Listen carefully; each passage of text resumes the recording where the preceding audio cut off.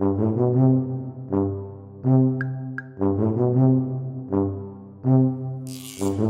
back to Talking Shit, where we are talking all sorts of shit. Schitt's Creek, that is.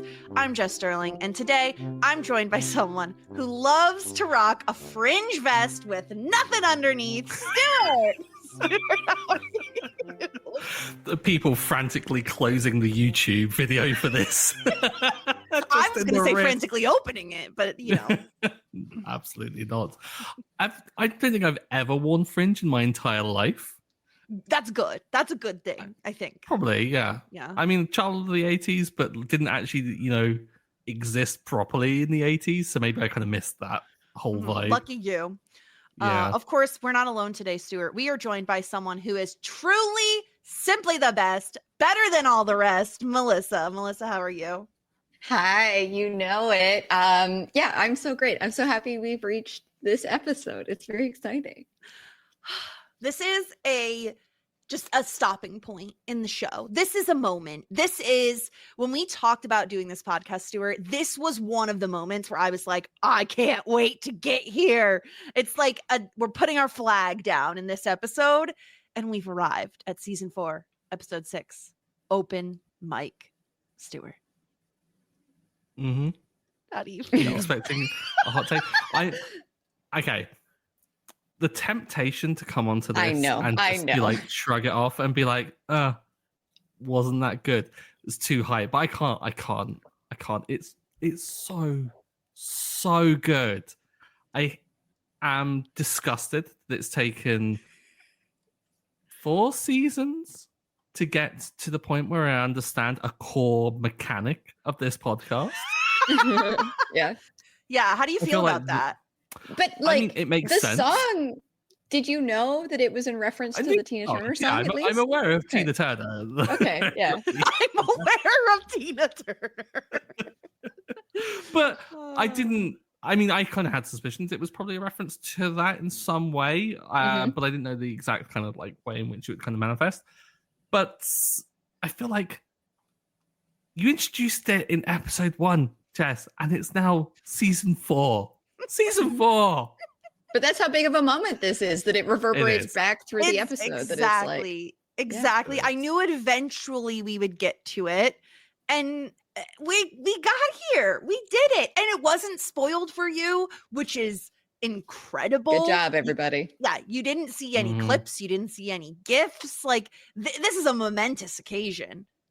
Yeah. I've seen a fair amount of gifts out of context that I've then come to discover. I'm going, oh, that's what that is. Kind of like Moira in the really kind of bad wig, doing the whole like kind of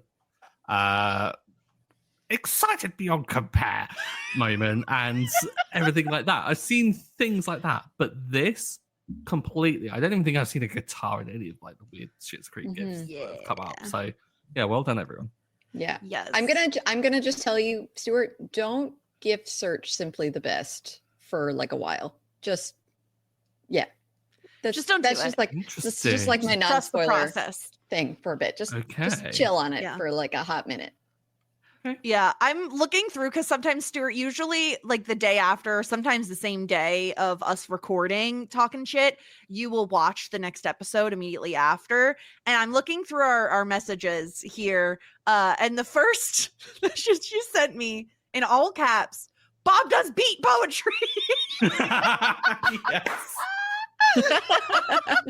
And then quickly in succession to that, he's singing Simply the Best, and then in all caps and like just massive is finally and the sign crying face. So we've made it. We've reached the point. We're watching the episode of Schitt's Creek that involves Simply the Best, and it is Simply the Best, and I'm so excited to talk about it. Shall we do a quick little recap here at the top to remind everybody, in case they just didn't rewatch this episode? I don't know why you wouldn't do that. It's but gonna be done. You gotta eat your vegetables before you get to dessert. Like, gotta do it, guys. This episode is not vegetables. Yeah, I think we're the vegetables.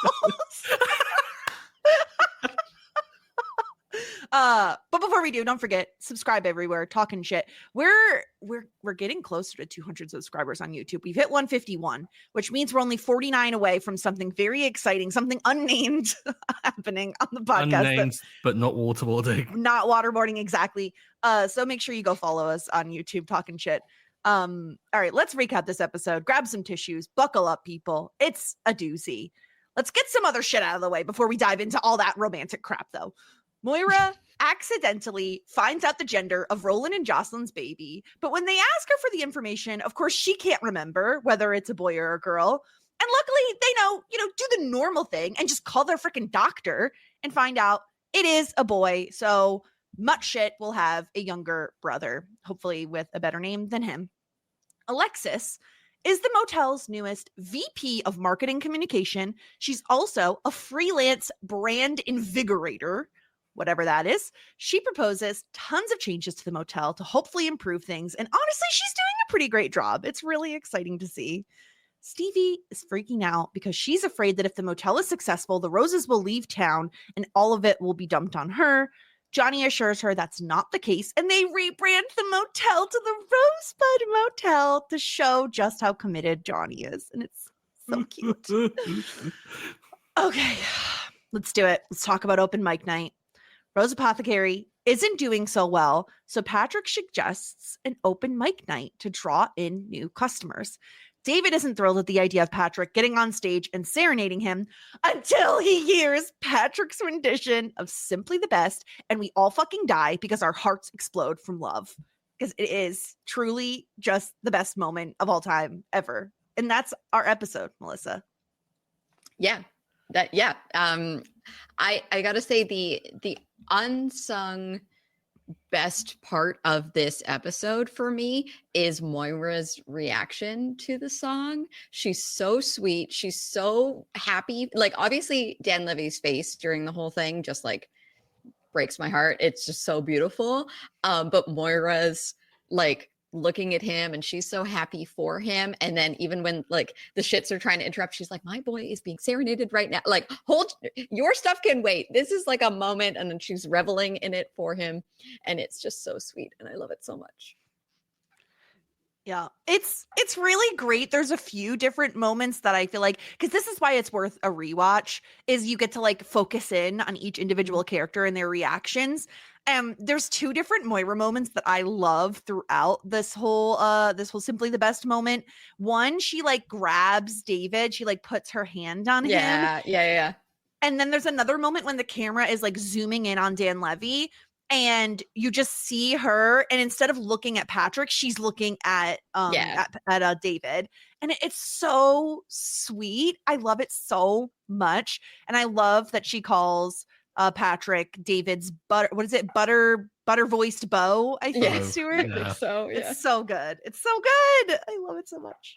It really is. The bit when she kind of reached out an arm and kind of like realizes, oh, this isn't going to be cringe and it's going to be awful because he's really good and it's going to be sweet and lovely, is incredible. I love the fact that Moira turned up with the same cynicism that David was giving to the whole night. I'm just like, it's the same thing that I was worried about with this, because open mics can be a real kind of like hit or miss thing. Like it's never, oh, that was okay. It's either really good or it's really bad, I feel. And I'm not sure if you've ever had someone singing in close proximity to like an uncaptivated audience. It's not great. It's really kind of cringe. Yeah, it feels like if you go to like a bad comedian's like stand-up routine, like it's so awkward, and especially if they're singing to you, at you, for you, and they're bad, unless they're bad on purpose and it's supposed to be funny, then it's just really awkward and awful. Yeah, but of course, I mean, we shouldn't have been concerned. We should have had absolute faith that Patrick wouldn't get himself into anything, because he's just, I mean, he sings it to David, but he is the best. Like, Patrick is just so wonderful. Like, yeah. Also, how did David land this? It's Noah Reid, which I realize is like, many people might not be aware. He's got like a whole album out there. his song Hold On is just like one of my personal favorites. I sent it to Justin Stewart to listen to beforehand. It's like a song about a long distance relationship. And so it hits very close to home and it's just very emotional and beautiful. And yeah, No Reed is just like freaking talented. And it's incredible, but also Patrick. I just love Patrick's confidence through this whole thing where David's very against it. And he's like, no, it's going to be great. And like, just absolutely not. And David's line about like the worst case scenario is I might have to listen to improv, which was very funny. But Patrick's totally on board with it. Yeah. Patrick's confidence is I think the most attractive thing about Patrick, because I mean, we've had it before. He was like, I'm going to get the money. And it's like, oh, yes, you can stay. Financial confidence, hot. I've found the moment. I think that's the turning point in this episode. So we have Moira with the reach out of the arm. Yeah. They're starting off like a little, I don't know, and then like it's right after this that they're like, wait a minute, excuse me, what? He's good. He's actually very good. Like it's so good. And he's so good. And this whole scene is so good. And the only thing that's bad about this scene is that the Schitts just have to ruin my life and interrupt it. Like truly, we should have gotten all 3 minutes of this song uninterrupted. I was so mad. I was like, I forgot that they interrupt this. And I was like, stop. Noah Reed is singing right now. Shut up. Get out of here. In their defense, I think if this, like, I get it because they're trying to like, squeeze a joke out of the whole situation. They're not trying to make it this kind of awkward 3 minutes of song. If maybe, I don't know, maybe people weren't kind of vibing with it. And I don't know who wouldn't, but maybe that was a concern of theirs. So maybe they kind of throw in this joke to kind of break it up a little bit. And I think it could have worked a lot better if they just, like, if Moira was just quickly kind of engaged them, heard it, congratulated them, and then all of them were just recaptivated by it. But the fact that they persist with trying to get her attention, I was just there, just going, shut the hell up. Get out of here. Just shut up. No one cares about your baby. Go away. No one cares about your baby. Exactly. I mean, the baby is still going to be like the same. The gender reveal is not going to be stale a minute from now, right? Like you can just wait for a pause. Like even if this was bad, they're in a very tiny space. I'm sure Patrick can hear them. Like, what are you doing? Rose Apothecary is not that big. No. Yeah. That'd be so funny if he just called them out and went, hey, shut up. I'm singing.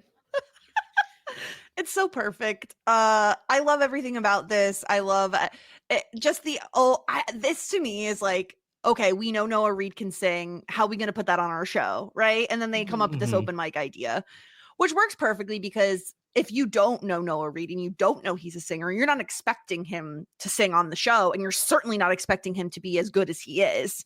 So it's just, especially I think earlier in the episode when he talks about wearing the leather vest and nothing underneath it. And he like strums the guitar on his way out. Like he's not like actually playing. So you're like, like, is he actually going to be bad? I just love the entire, I don't know. I could spend like an hour just talking about how beautiful it is and how incredible the love story of Patrick and David is.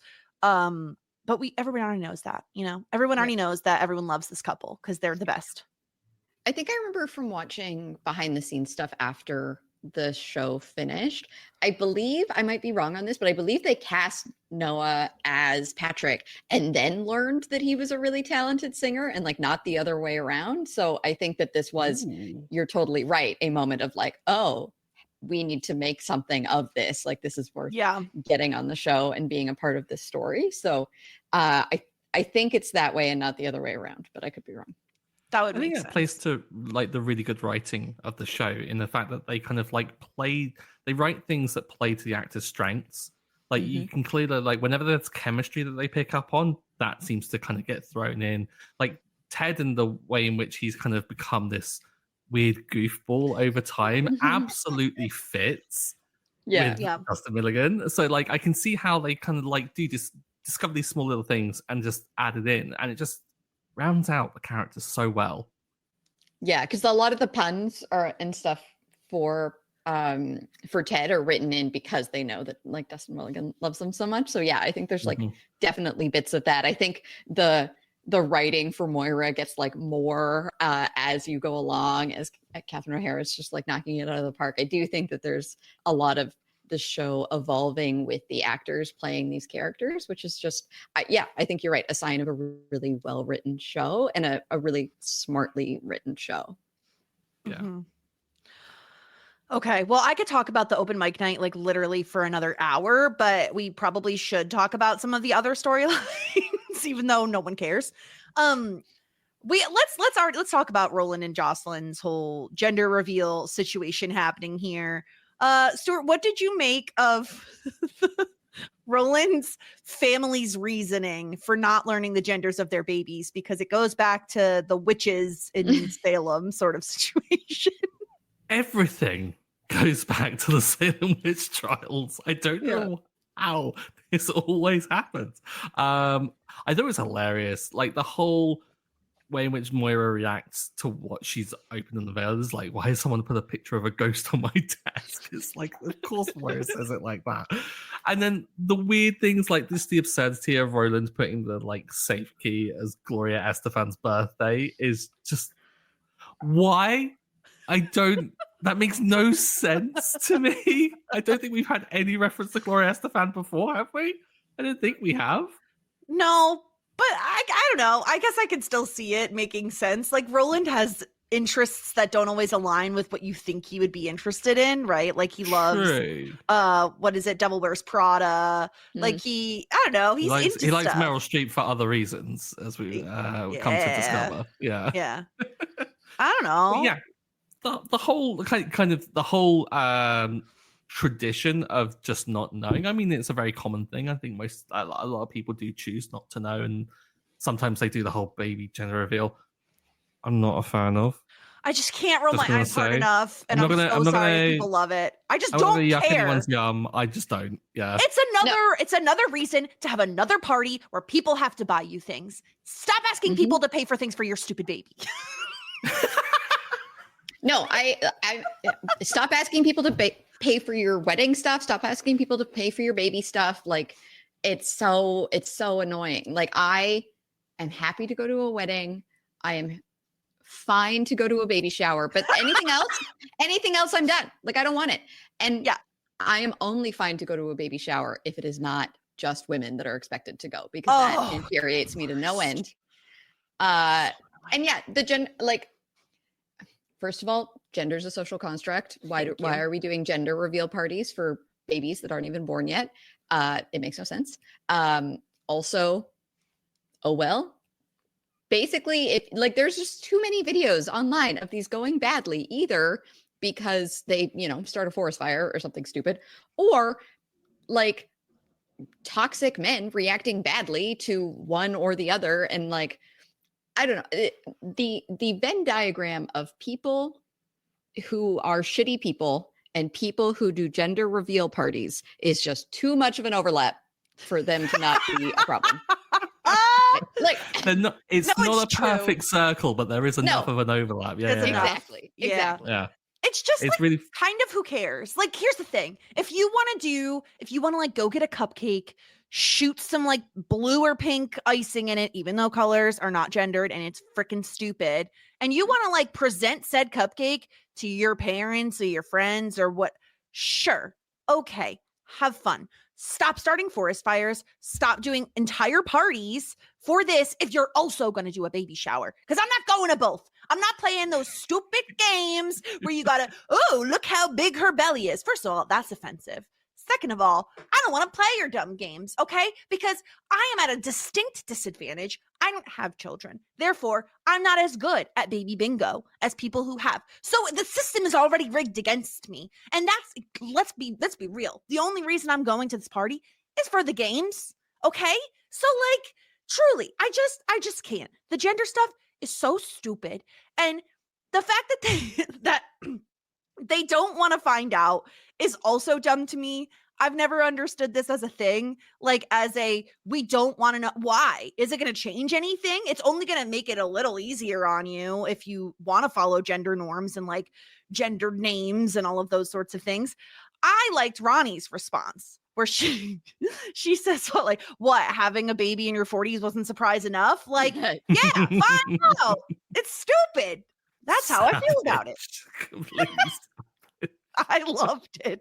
It's so real. It's so real. There was a point though where Ronnie was like pretending like to be really kind of nonchalant about it and like not care and stuff, and then but was intrigued enough to be like, well, no, I'm here now, so like I'm not gonna not be involved in this discussion. Mm-hmm. So I think Ronnie is like teetering on the edge of not wanting to be seen as a gossiper, but is absolutely here for the gossip. Stuart, you are Ronnie. Like, I don't know if we've established this.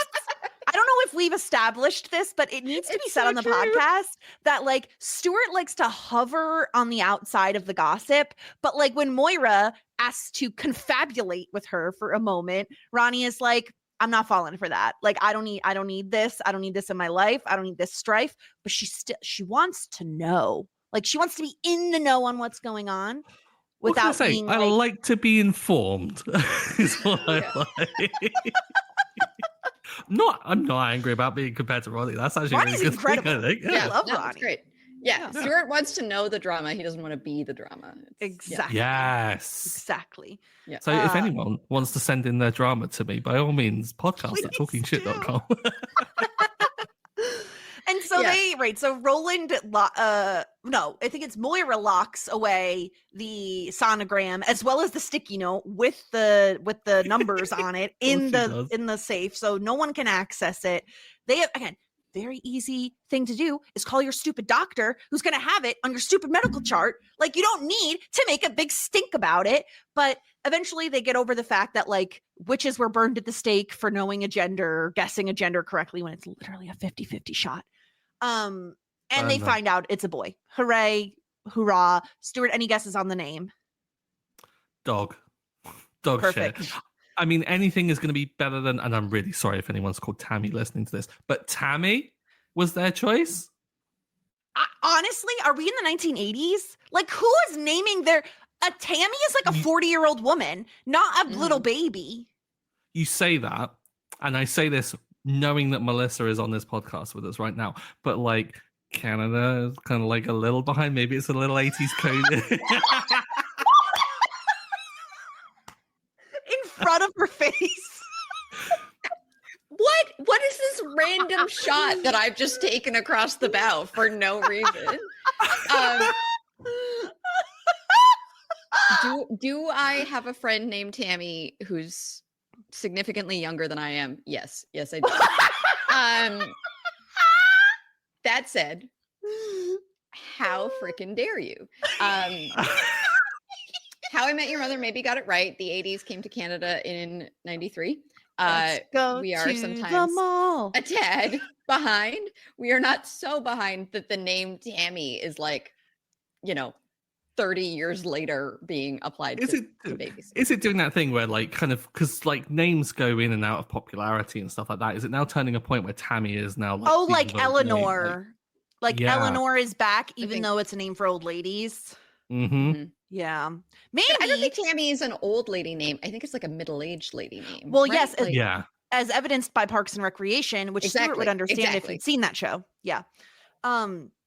So they eventually find out they're having a boy. It's hopefully going to be a better name than Tammy. But that's all that's going on. I think it's going to be better than Mutt. Just full stop. That's true. We also learn during this entire exchange and hubbub that Gwen locked Bob out of the house and that he needed to get a locksmith, and that he also now keeps sleeping back in his car. Yeah, he's very quick to clarify that it was an accident, but I don't know. I have my doubts, Bob. I mean, considering that like he's interrupting her Pilates to tell her just some non-news and she's already hanging up on him, I don't think everything's going all that well for Bob. I'm here for it. I love Bob so much. Shout out to Grace Leader who coined Bob his new nickname, Bob the Jog Queen. That's incredible. Anyone who knows, well done, Grace. A RuPaul's Drag Race fan knows Bob the Drag Queen. Oh. It's perfect. Grace said it to us, and then both me and Jess at the same time just both put the exact same response, which was just Grace in all caps. It's perfect. I just privately messaged Jess. I was like, "Were we separated at birth? What the fuck?" Speaking of Stuart, I have news for you. This is unrelated to anything to do with Schitt's Creek. So I apologize if that's what people are here for. My dad, as we all know, I am a little bit of my father genetically and just in other ways. And he gets hyperfixations like I do. And his latest hyperfixation has been on our family tree. He is like obsessively going back to see what our family history was like, which sometimes gives you great news and sometimes gives you not so great news. But on the bright side, Stuart, so my mom is half Irish, half German. Very easy. Boom, done. Okay. My dad's side, it's always been like Irish and some other European garbage thrown in, you know, just like whatever. It's a whole mishmash. Turns out I'm very British, and I couldn't be more pleased with myself. Jess, your last name is Sterling. Yep. Yeah. Listen, I know.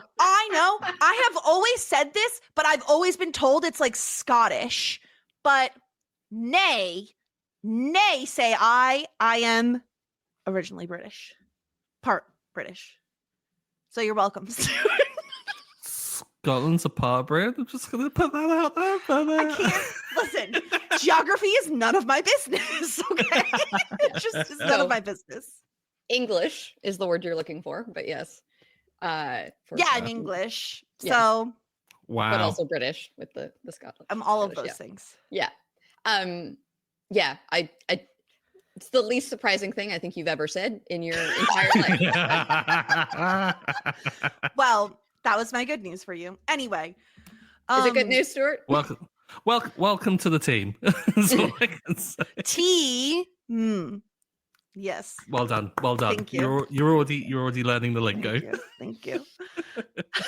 Should we talk about? All I'm saying is it's not all it's cracked up to be. Yeah. Tea? No, being British. As someone whose dad was born there. Yeah. Yep. Well, anyway, let's talk about Alexis and her new position as VP of Marketing and Communications and also freelance brand invigorator. She changes her title like 3 different times in the episode. It's wonderful. Yeah. She does a great job. Now, my question is, because we see her give this whole pitch, right, to Johnny and to Stevie. And at the end, she's like, well, this was step 1. And I think we did a great job. And like her and Johnny high five. I couldn't help but think, like, was Johnny in on this? Like, did they confabulate earlier and kind of get this all situated before she pitched it to the two of them? Possibly. I guess they could have done so, although it doesn't seem like the kind of thing. I mean, Johnny still looked awkward giving a high five, and maybe he still would if it was a planned high five. Yeah, I think he'd always be a bit like that.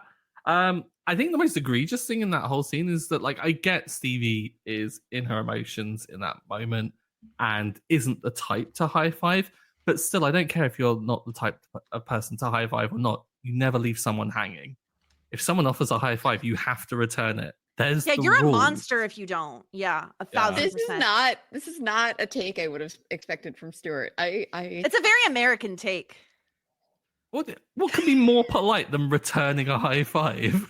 I just feel like high fives are American because of sports. You're not the only country with sports.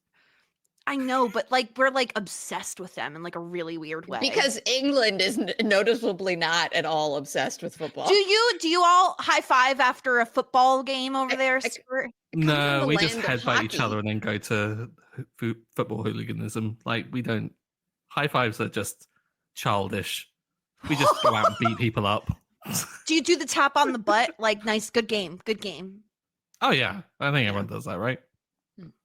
Yeah.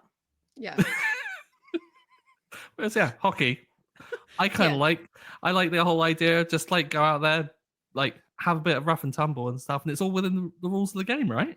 I was talking to someone about this the other day. That hockey is the only it's modern day dueling, because literally, like, one guy drops his gloves and then has to wait for the other guy to drop his gloves, and then they get to fight, and everyone else just stops and watches. And it was one of those things where it had never dawned on me that like the rest of the game stops when the fight is happening. Like obviously it does, but I'd never been like, yeah, that's just like the gentleman's code of like, and now we will wait until they are done fighting and then we will resume the sport. And it's just like, and then they go for a little bit of a timeout. And then they get to come back. It's so funny. I love it. Give them the honor and respect of just like observing this like epic battle, but then afterwards give them a timeout because they are toddlers for having had to fight. Yeah, if you're gonna pull someone's jersey over their head and punch them in the gut, like you should go think about what you did for a little bit. Yeah, reflect. So Alexis is trying to reinvigorate this brand, and we start with a photo shoot in which Johnny's hands are so awkward that they might have to Photoshop. Relatable. Hands are weird. Like, yeah, what do you even do most of the time? Mm-hmm. Put them in your pockets. Yeah. That's what I do when I'm weird. Yeah, but then you get told off by Ray. Yeah. Yeah. And Alexis is essentially telling them all to smize the whole time. And Stevie is not getting the note at all. I love Alexis behind the camera of she's just like doing these little like posing, trying to like prompt Stevie to do, and she's like literally anything. It's just like it's so awkward. Like two diametrically opposite people in this moment. It's like Stevie, who was born to never even look at the camera, who just isn't there for that at all. It's just not their vibe whatsoever. And Alexis, who is almost eager to like climb into the shot, I feel, and just be like, right, like this, everyone, do exactly like this. I love that Alexis is bringing this, I think, needed look at kind of the aesthetics that the motel is projecting, because obviously if it was up to Stevie, it would be a rundown wreck of a place that would probably run quite well, because I mean Stevie seems to be very kind of like adept at that. But I don't think Johnny's got the eye for it. I don't think Stevie's got the eye for it. But Alexis certainly does. So I think it makes total sense. I think what doesn't make total sense is Alexis saying, I'm going to do this consultancy pro bono. And as part of a pro bono service, I'm going to factor in an assessment of building in my wages into this, which I thought was just so cheeky. She is a businesswoman and she knows how to get what she's worth. And she has really good points, like very valid points. Your website is just a cartoon of a construction worker holding a sign that says, "We'll be right back." This is not okay. We're in at the time, I don't know, 2015-ish. Like, wait, let's have an actual working website. You can't have a phone booking system, especially if it sounds like you have strep throat when you recorded it. It's not good. She's making valid points that they do need to figure this out. I feel like we could have done other things besides a photo shoot first thing, especially if Ray is your photographer, especially if I feel like they weren't given any notes on what to wear. Stevie looked like she was wearing what she always wears. And so was Johnny, but Johnny's always wearing a suit. So that's what she was going for, though. She was going for that like whole look of like, oh, I don't care about how I look kind of thing. I don't care about the city. Like, that's the vibe she's going for, which kind of makes sense, I guess. But that combined with Johnny's suit wearing aesthetic is a bit opposed. I don't think that makes too much sense. Yeah, and I guess part of it is just like understanding that Stevie is not going to be comfortable in front of a camera. So how do you work around that? Is there a way to like take it as a candid shot instead of just like a profile, or just photographing other things other than just Johnny, right? Like maybe you don't build it completely around Stevie and more about, I don't know, whatever. I'm not a brand invigorator, but yes, I think Alexis is like actually good at this, which is very cool. But yeah. Yeah. And she's doing all of this, it seems like, for a college, like a grade for one of her classes, right? She says she got like a 77 or something, which maybe David's comment of have you ever got an A? It's more realistic though. But I do like, even if it's, I don't know if it's for show or just them doing the rosebud on the motel is so lovely, because it's like, it's proof that he's invested. And I love her asking, like, can we get that in writing? I'm shocked they don't already have something in writing. Yeah, like good for you, what Stevie. exactly was the like arrangement here if they didn't have a contract or something? She's well within her right to get this in writing from him. Yeah, I thought Johnny's reaction to that comment was probably the saddest thing about it, because I think it actually showed that like there is just zero trust in Johnny's longevity with this whole scheme. And it's not just Stevie being caught up in the moment of being kind of embarrassed by not being too comfortable with like having like their photo taken and things like that, but it's actually coming from a real concern that Johnny will up and leave at the first opportunity. Whereas Johnny is seeing this as like, no, this is a partnership. We're partners in this together. And so I love the fact that when Stevie makes that almost like barbed response of just, well, can I get that in writing? Which I think is, I don't think she was asking that legitimately. I think it was almost like a bit of a stinger of just like, oh, well, can I get it in writing kind of thing. And then Johnny just goes, yeah, just no quibbling, no nothing, just agrees to it because he knows exactly like that will settle Stevie's kind of concerns. And then the name change on top of it and the sign is so sweet. It's, I think the only shame about it is that it gets lost against the open mic of this episode. Yeah. I don't think it's a, like, that to me felt like a series ending scene. Oh, not series ending scene, season ending scene. Yeah. I went very British there, everyone. I'm really sorry. A season ending scene of just like, here's the unveiling, and then they just kind of move on kind of thing. And we're left with like Stevie having an emotional moment, kind of looking at it. And it gets lost against the open mic because everyone remembers Simply the Best and everyone gushes about that. And I think had this been on its own, it would have been celebrated far more than I think what we're celebrating it now. But I think that just adds to making this episode even more special because it's got two absolute banger moments for sentimentality. So I'm not going to be too down on it, on that choice. Yeah. It's nice to remember how, because I agree with you. Like, you don't hear, oh, it's the open mic episode and immediately think, oh, it's the one where they renamed the motel. But when you are watching it, it is like, man, this show is so good that the A plot and the B plot are like equally emotional in some ways. So, yeah. I secretly like that they misspell Rosebud because I think it looks better without the double D. Oh yeah, Rosebud.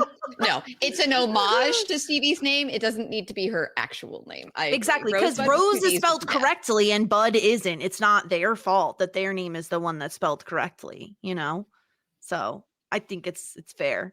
And I love her reaction to it. I love the blindfold. I love that Alexis tries to count down from 10. I think all of it is just, it's lovely. It's very move that bus moment, you know. Stuart, you don't know Extreme Home Makeover? It took me a moment and I was like, there's no way Stuart's going to get this reference. Okay, there was this show was it called Extreme Home Makeover, Melissa? It was something like that. I've never seen it. It's very American, but it had this ridiculous host named Ty something or other, and he was very high energy, and they basically would like help people who didn't have enough money to like remodel their house, or maybe they needed it remodeled for a specific reason. Like maybe a family member recently had some sort of accident and has left them like in a wheelchair. So they don't have, you know, a home that can accommodate that sort of thing. Not always that like sad story, but they always had this like big grand backstory.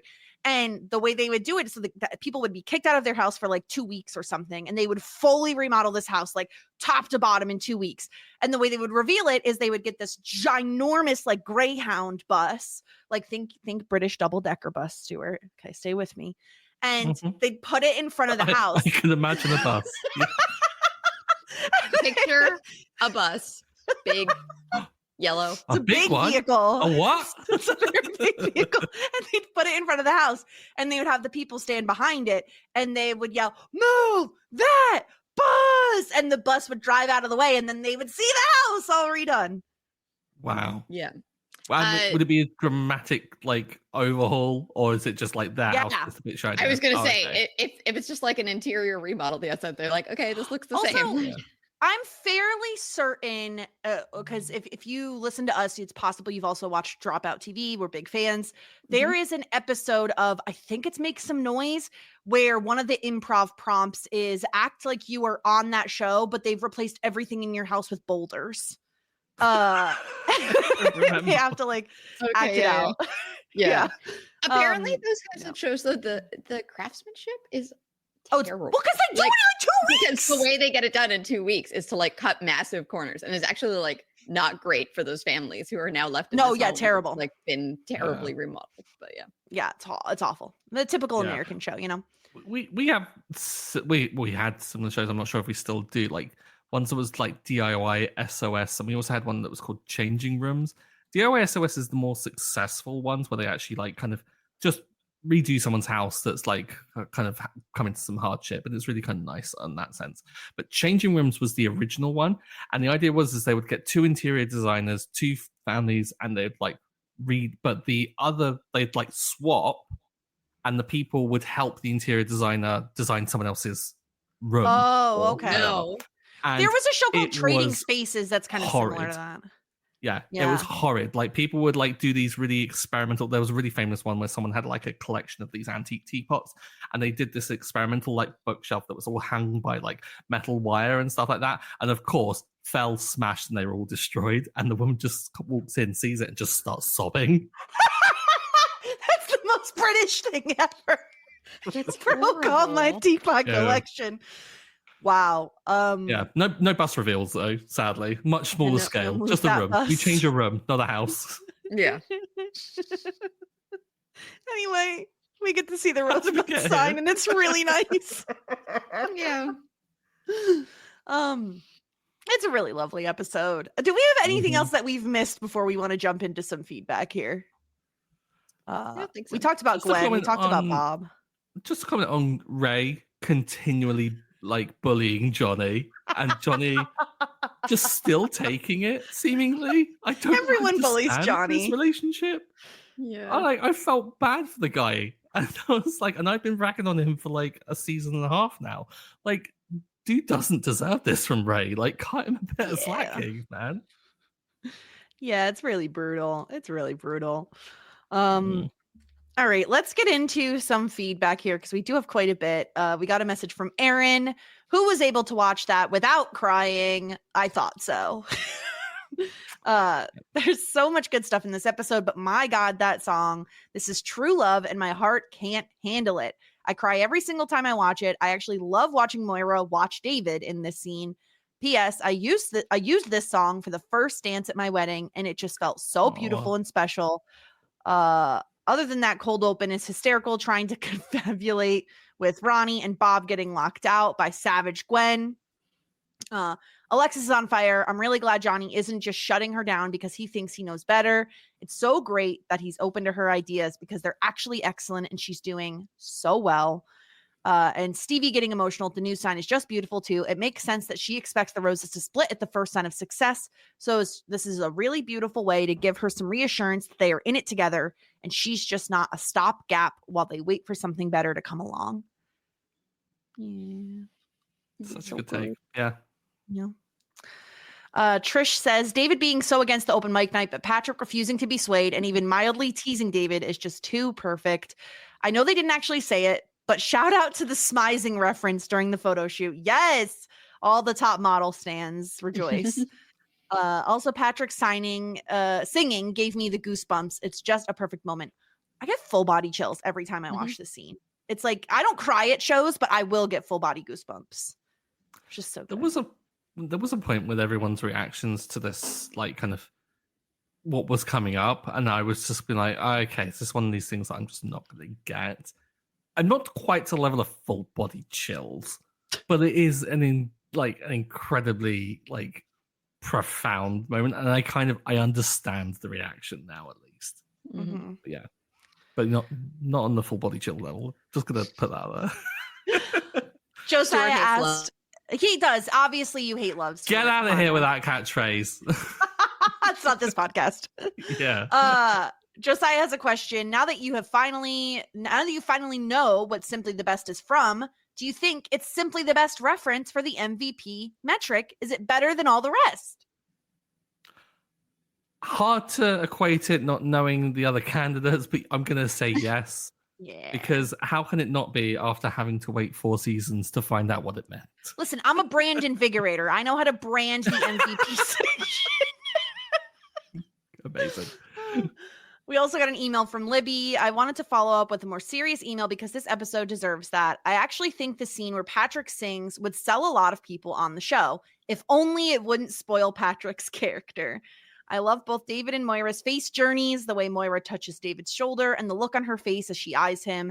And I love that Patrick's eyes meet David's the whole time. Simply the best indeed. Yeah, I goosebumps just reading that email. Like, just doesn't kind of play to the audience, plays to David the entire time. Yeah, that's so sweet. No. Let's get to our ratings segment where it's probably going to be the easiest of all time. The first segment, of course, we're going to give out who is simply the best, which now Stuart understands. And I actually have a sound clip now for this section. Simply the best. Better than all the rest. And that's it. I mean, I'm going to give mine to Patrick because obviously, like truly, I don't know who else I would give it to. Patrick is getting my simply the best point. He's incredible. I love this song. I love that he pokes fun at David. I love that he doesn't tell David ahead of time that he can sing, so he makes David worry. I think all of these things are lovely, and I love Patrick so much. So he's going to get my point. What say you, Melissa? Yeah, I honestly, I want to like flash through the Rolodex because I think that I think Alexis has a really great episode. I think that like Johnny and Stevie have like this great connection and this beautiful episode. I love Moira and David and their reaction to the singing as well. But like, you have to give it to Patrick. Like I think that there are tons of really great candidates in this episode, but just Patrick is simply the best. Mm-hmm.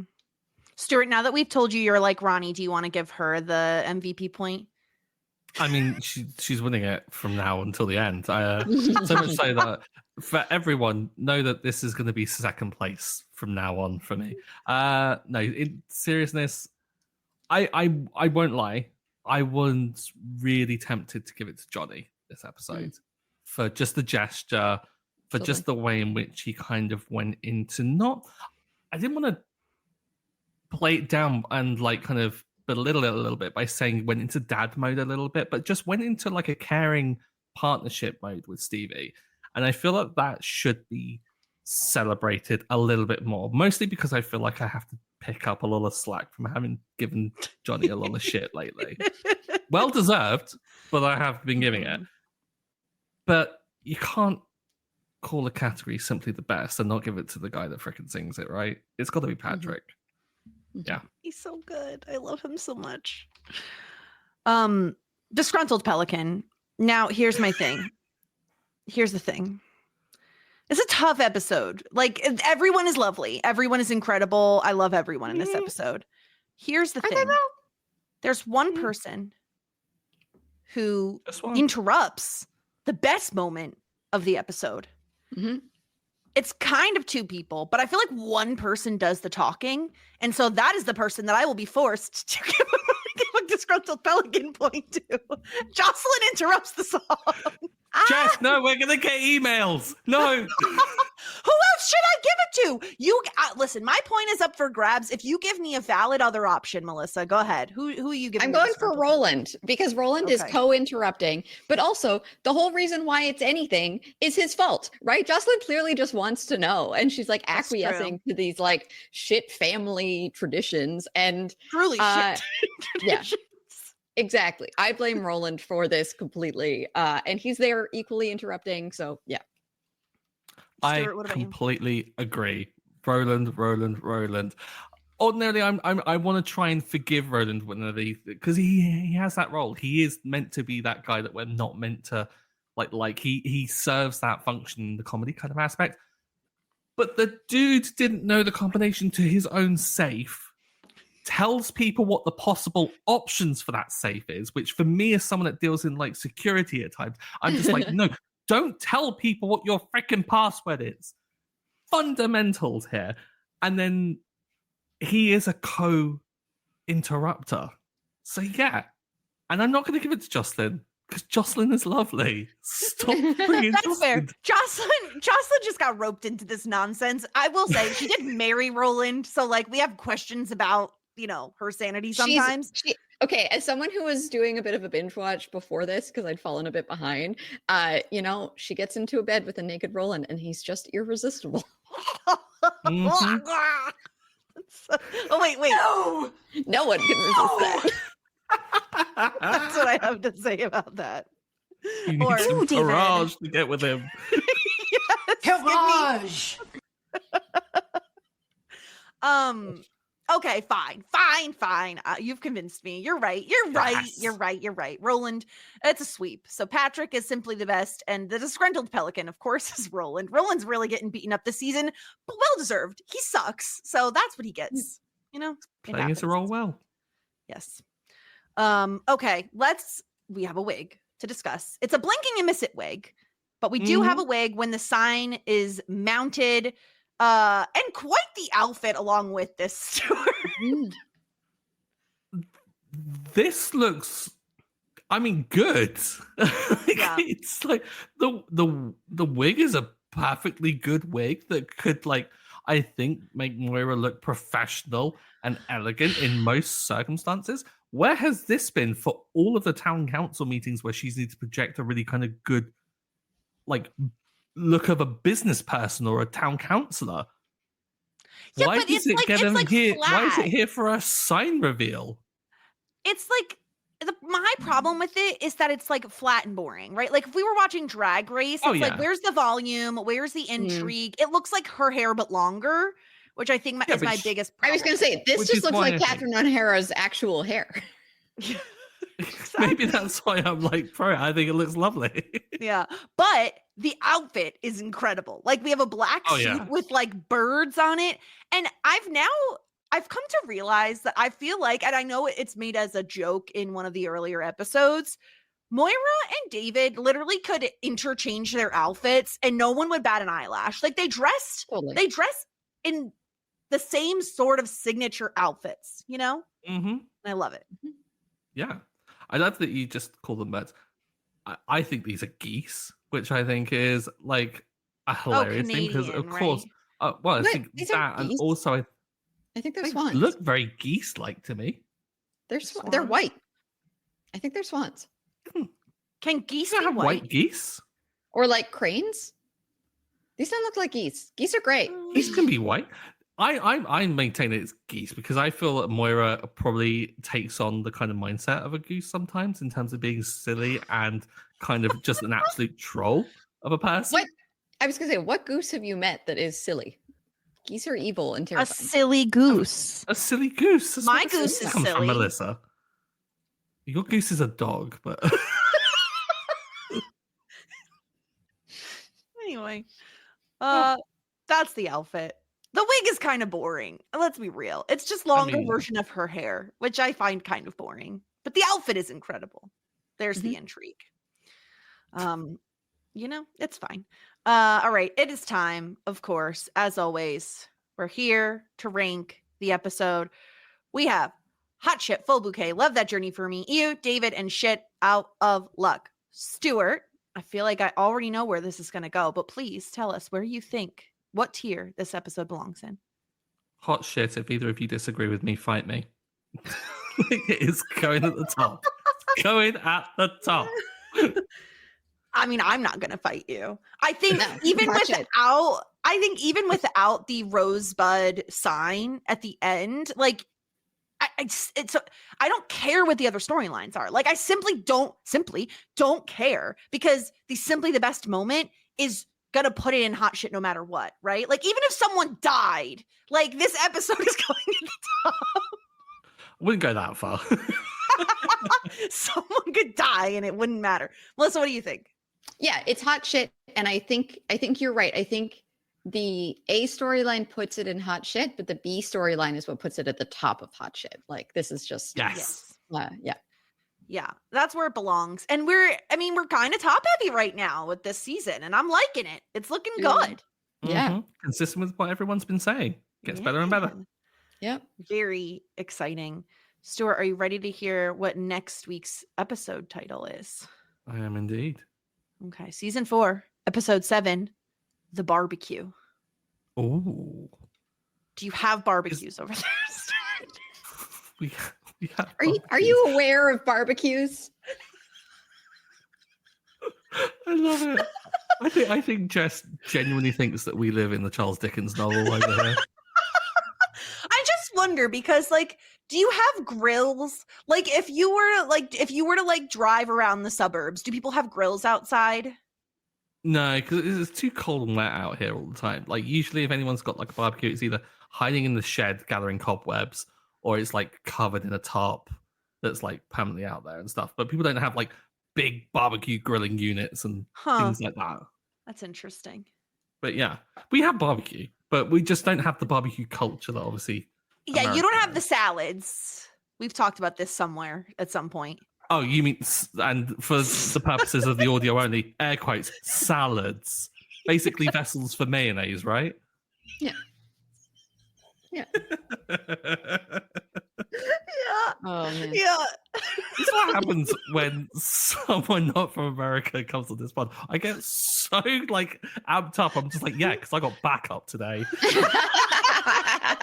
Listen, Melissa, do you have potato salad up there? You have potato salad. We have potato salad, yes. But the thing is, to Stuart's point, Canadians think that all weather is barbecue weather. We will barbecue in the middle of winter when it is snowing and freezing outside, because only wimpy chumps don't barbecue in the winter.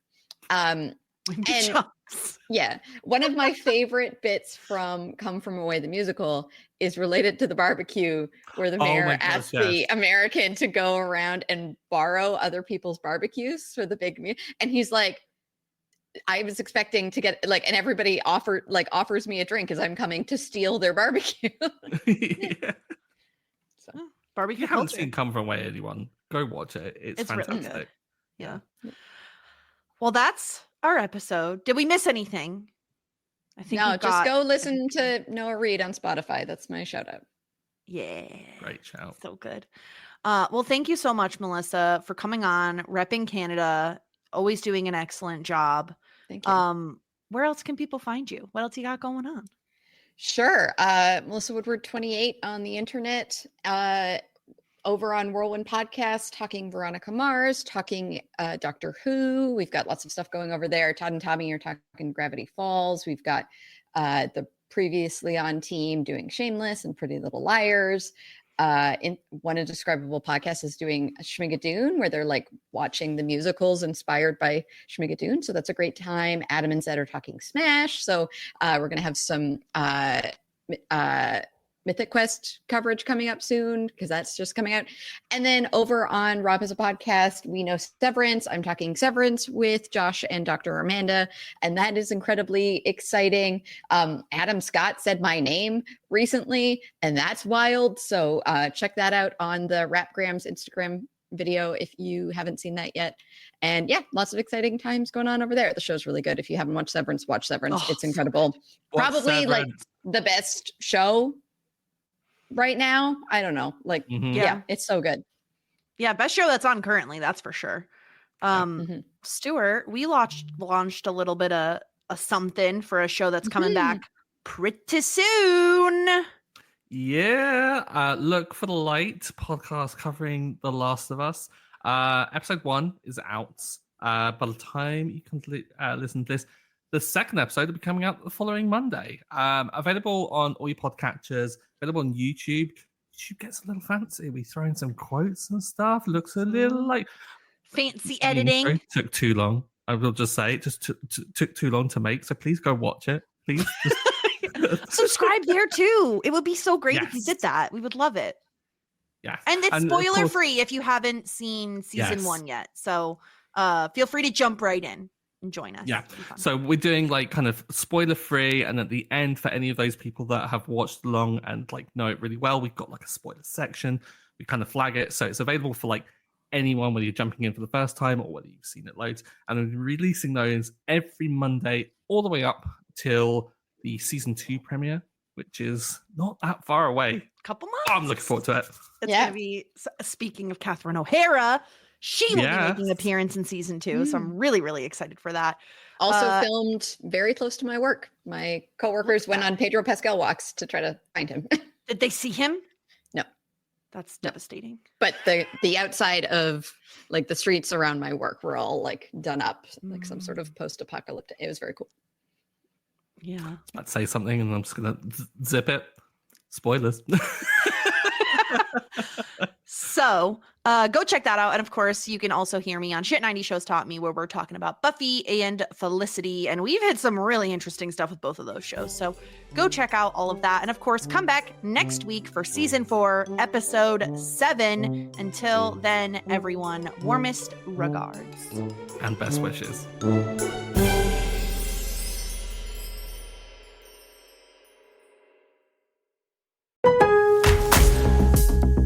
Lowe's knows how to help make your Super Bowl 59 party a touchdown. Let us help you prep your home to host with top brands like Charbroil, Blackstone, and LG, so you can be the MVP of game day. Plus, use the Lowe's app to find what you need for a seamless shopping run. Or huddle up with our Lowe's Red Vest associates to help make all your game time hosting decisions.